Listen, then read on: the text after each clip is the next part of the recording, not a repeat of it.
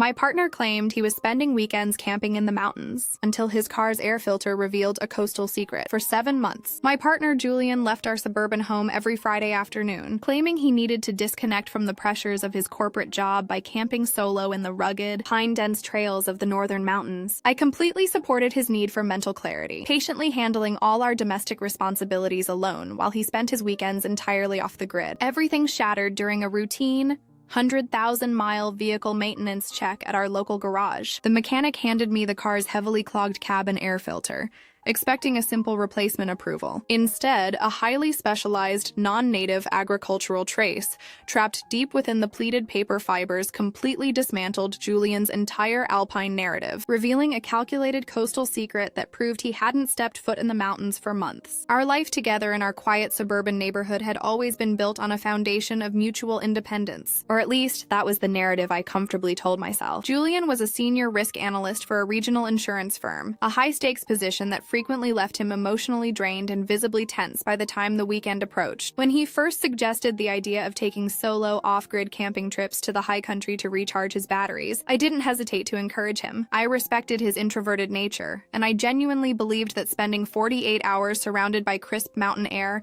and towering cedar trees was the perfect antidote to his corporate burnout. Every Friday at precisely 3 o'clock, he would pack his heavy canvas rucksack, load his rugged utility vehicle, and drive toward the northern interstate, promising to text me the moment he cleared the mountain pass where cell service completely vanished. For nearly 3/4 of a year, this arrangement became our predictable weekend routine, while Julian was supposedly pitching his tent along the rocky ridges of the Alpine territory. I remained at home, managing our property, taking care of our golden retriever, and ensuring the house was immaculate for his return on Sunday evening. When he arrived home, he always looked appropriately exhausted, his boots lightly dusted with dry earth, carrying the faint, smoky scent of a campfire on his heavy flannel shirts. He would regale me with quiet stories of stargazing near the timberline, describing the intense isolation of the wilderness with a poetic reverence that made me feel proud of his self-reliance. I never had a single reason to doubt his fidelity or his honesty. He had never been a deceitful person in our 5 years together, and his phone was always placed face up on the kitchen counter whenever he was home. The first subtle fracture in his elaborate story appeared not through a hidden text message or an unexpected credit card charge, but through a routine vehicle maintenance appointment on a humid Thursday afternoon. Julian's car had recently passed the 100,000-mile mark, and he had asked me to drop it off at our trusted family mechanics down the road for a comprehensive fluid flush and system diagnostic while he attended an all-day corporate seminar in the city. I sat in the clean vinyl-chaired waiting room of the garage, answering work emails on my tablet, expecting a completely uneventful service report. After about 45 minutes, the head mechanic, a perceptive older man named Clara who had been servicing our family's vehicles for a decade, stepped through the heavy metal workshop door holding a rectangular, deeply discolored car component in his gloved hands. "Hey, Sarah," Clara said, wiping his brow as he walked over to my chair, holding up the fibrous paper element. "The engine looks great, but I wanted to show you the cabin air filter before I tossed it. This thing is completely choked out, and it's pulling down the efficiency of the entire air conditioning unit. But honestly, looking at the debris inside it, I was a bit confused about where Julian's been driving lately." I stood up, stepping closer to the service counter to examine the dirty component. "He's been spending almost every single weekend up in the northern Pine Ridges," I explained, gesturing toward the filter. "I imagine it's just packed full of mountain dust, pine needles, and high-altitude dirt from those unpaved logging trails." Clara shook his head slowly, a puzzled expression settling over his weathered features as he pulled a small pair of precision tweezers from his pocket, gently parting the deep pleats of the filter material under the bright fluorescent desk lamp. "That's exactly why I wanted to show you this," Clara said, his voice dropping to a quiet, professional register.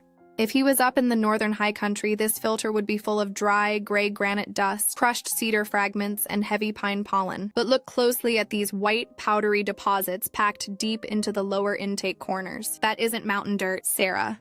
That is fine, crystalline quartz sand, heavily encrusted with a distinct layer of dried salt spray residue. I stared at the filter, a sudden cold prickle of unease rippling across the back of my neck. I reached out, lightly touching the fine white powder with the tip of my index finger. It felt completely smooth, almost like industrial flour, entirely unlike the coarse, abrasive gravel dust that lined the mountain roads where Julian claimed to spend his weekends. Furthermore, Clara continued, completely unaware of the sudden emotional weight dropping into my stomach, trapped right behind the sand layer is a massive accumulation of unique, bright yellow organic husks. My daughter is an agricultural extension officer down south, and I recognize these instantly. These are the dried seed pods of the endangered coastal saltmarsh primrose, a highly specialized botanical species that only grows in low-lying, brackish wetlands right along the southern ocean coastline, roughly 200 miles in the exact opposite direction of the mountains. I leaned against the counter, the ambient noise of the pneumatic drills in the background suddenly sounding incredibly distant as my mind frantically tried to construct a logical explanation for what I was seeing. The cabin air filter of a modern vehicle acts as an immutable environmental diary. Every single mile driven with the ventilation system active forces thousands of cubic feet of ambient air through those paper pleats, trapping a flawless, chronological cross-section of the local atmosphere. The machine data was absolute and unfalsifiable. Julian's car hadn't been breathing the thin, dry air of the northern pine forests. It had been continuously inhaling the heavy, salt-laden moisture and specific coastal flora of the southern marshlands. I thanked Clara, authorized the replacement, and drove the car back to our house in a state of complete mental numbness. I sat at the kitchen table for 2 hours, staring at the clean, replaced filter invoice, realizing that every single story Julian had told me over the last 7 months about his wilderness isolation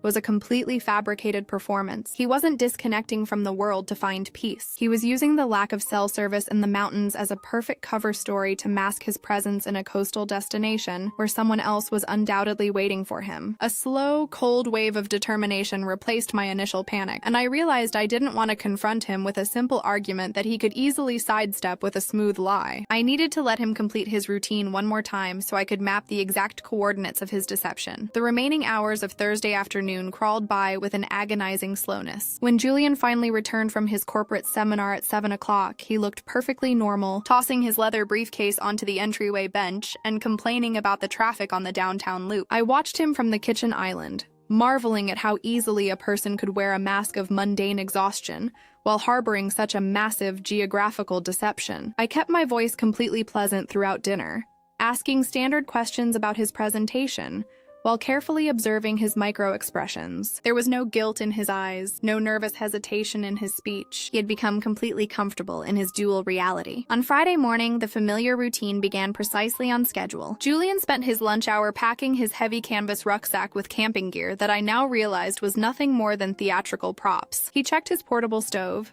folded his sleeping bag, and meticulously verified his emergency flashlight batteries right in front of me. At 3 o'clock, he gave me a warm, lingering hug by the front door, looking deep into my eyes with a manufactured expression of sweet reluctance. "The weather looks a bit rough up near the northern pass, Sarah," Julian said, adjusting the straps of his pack as he leaned against the doorframe. "It means I probably won't get a signal out until Sunday afternoon at the earliest. Don't worry if the calls don't go through. You know how dead that valley is. Just take care of yourself and the dog." "I know the routine, Julian," I replied, forcing a supportive, gentle smile that required every ounce of my emotional control. "Drive safely, stay warm, and make sure you get the clarity you need." The moment his utility vehicle cleared the end of our suburban street, the gentle smile vanished from my face. I walked straight up the stairs to our shared home office, locking the door behind me. I knew that trying to follow him physically along a 3-hour highway route would be incredibly risky and highly inefficient. A risk analyst like Julian would easily spot a familiar family vehicle trailing his bumper on an open interstate. I needed to use a method that was completely invisible, relying on data streams that he had entirely overlooked in his haste to disconnect. Julian prided himself on being a tech-savvy professional, but his primary oversight was his deep reliance on our home automation network. 3 years ago, when we moved into our house, he had installed a premium high-end dash cam system inside his vehicle's front windshield, linking it directly to our household insurance policy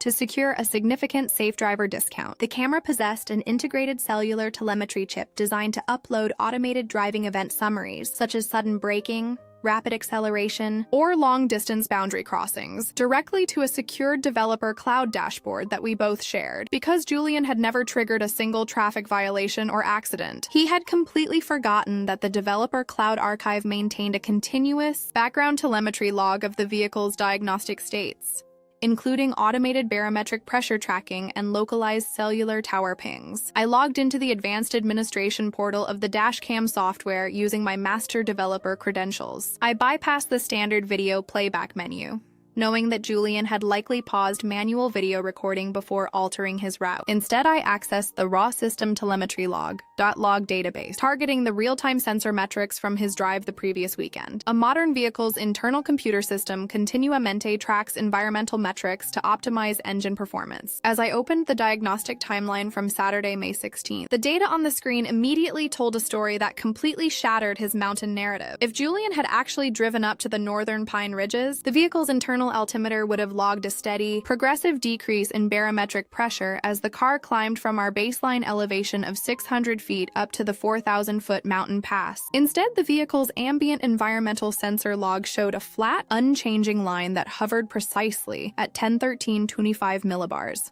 the exact physical signature of sea-level atmospheric pressure. I scrolled further down the digital timeline, targeting the automated cellular tower handshake registry embedded within the camera's network chip. Every 20 minutes, the device automatically pinged the nearest regional communication tower to verify its cloud synchronization status. The geographic location tokens from last Saturday didn't list a single cell tower in the northern Alpine sector. Instead, the sequence of network handshakes tracked a precise southward trajectory along Route 17, tracing a line directly toward the coastal border. At exactly 6:42 p.m. last Friday, while Julian was supposedly pitching his canvas tent in a remote mountain valley, his vehicle's network chip had completed a prolonged, high-bandwidth data handshake with a cellular tower located at 33.7129 degree N.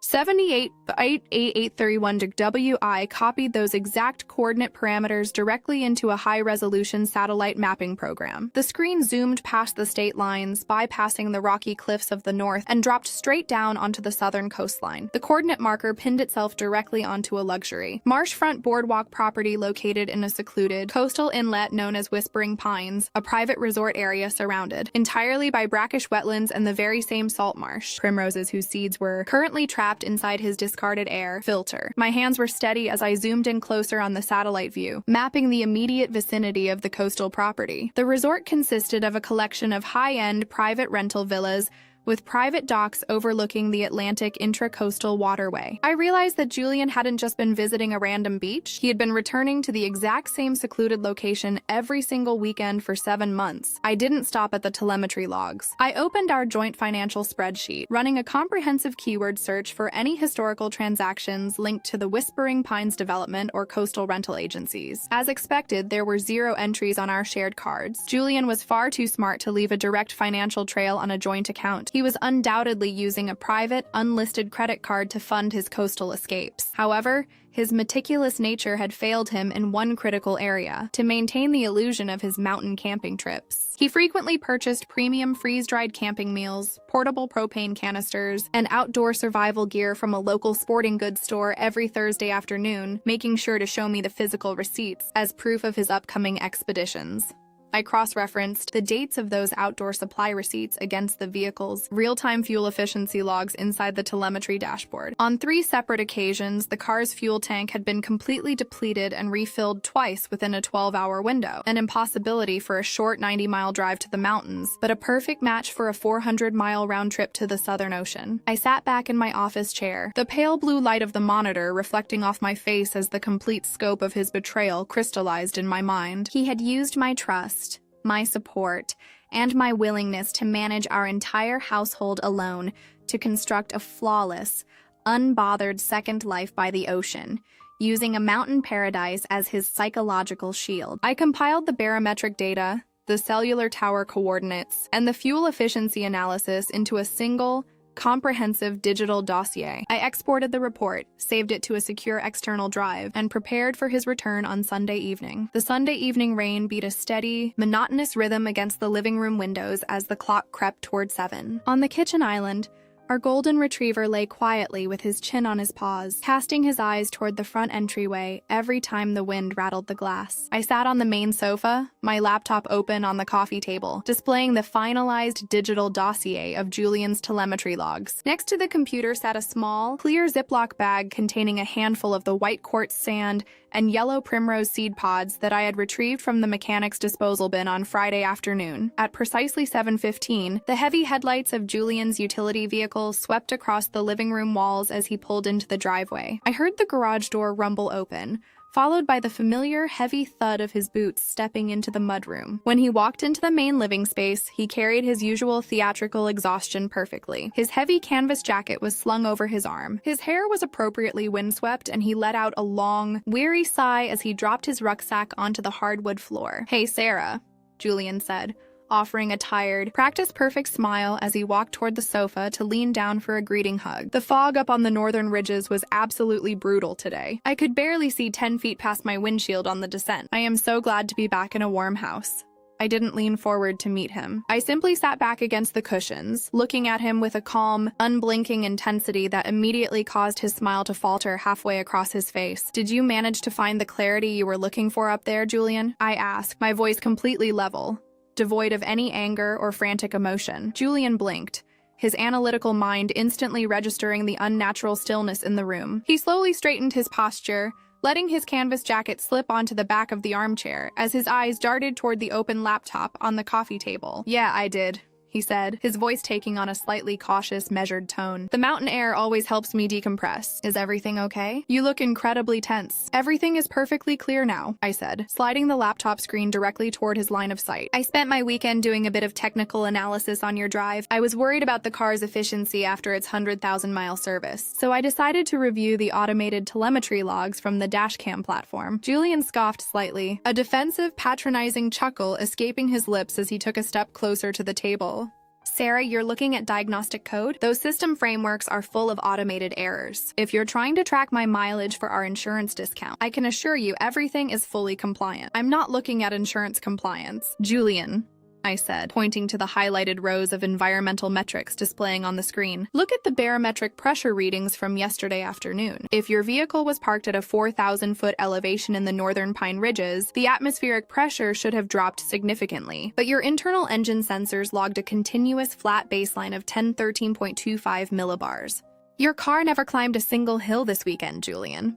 It spent the entire 48 hours sitting at absolute sea level." Julian's hand froze as he reached toward his phone on the counter. The corporate composure he usually maintained during high-stakes risk assessments began to show its first visible cracks. He opened his mouth to offer a defense, but I clicked the trackpad, shifting the display to the high-resolution satellite map of the southern coastline. "At exactly 6:42 p.m. on Friday," I continued, looking directly into his narrowing eyes, "your vehicle's integrated cellular chip completed a high-bandwidth data sync with a network tower located at 33.7129 degree N, 78.8831 degree W. That coordinate pins you directly to a marshfront rental villa in the Whispering Pines coastal inlet. You've driven 400 miles in the exact opposite direction of your mountain sanctuary every single weekend for 7 months. Sarah, let's be rational about this," Julian said, his voice dropping to a low, rapid register as he realized his standard explanations were completely useless against the physical data trail. "I had to handle a highly confidential corporate real estate transition down south. The firm required me to be on-site in a private setting to avoid market speculation. I only told you it was a camping trip because I couldn't legally disclose the corporate boundary files to anyone outside the executive board." I reached into my pocket, pulled out the small Ziploc bag of white quartz sand, and dropped it onto the coffee table right next to his car. "Keys. The corporate board doesn't require you to pack your vehicle's cabin air filter with fine maritime salt spray and the dried seed. Pods of the southern salt marsh primrose, Julian,"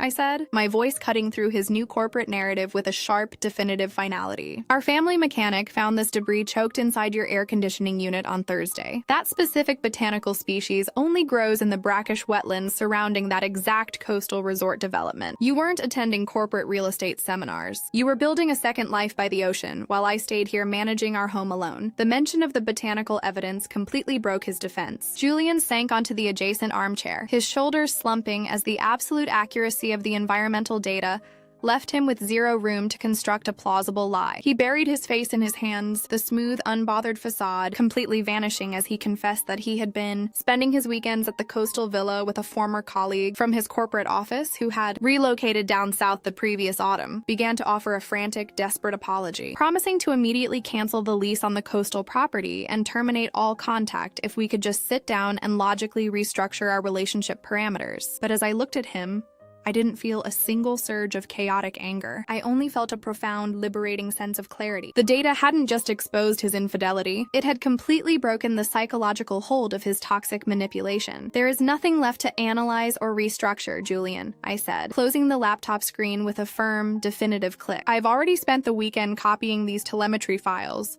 the mechanic invoices, and our joint asset records into a secure directory for my legal representative. I've already moved my primary personal accounts to an independent banking institution, and I've arranged for a residential transition team to help you pack your things tomorrow morning. Julian looked up, his face pale as he realized that his calculated risk analysis had completely failed to account for the immutable environmental diary stored inside his own vehicle. He didn't argue further. The absolute precision of the data trail had completely dismantled his leverage. An hour later, he packed his remaining immediate belongings back into his utility vehicle and drove away into the dark, rainy night, leaving our suburban home for the final time. As the sound of his engine faded down the street, I sat down on the sofa with our golden retriever, letting out a long, peaceful breath. The air inside the house felt completely clean.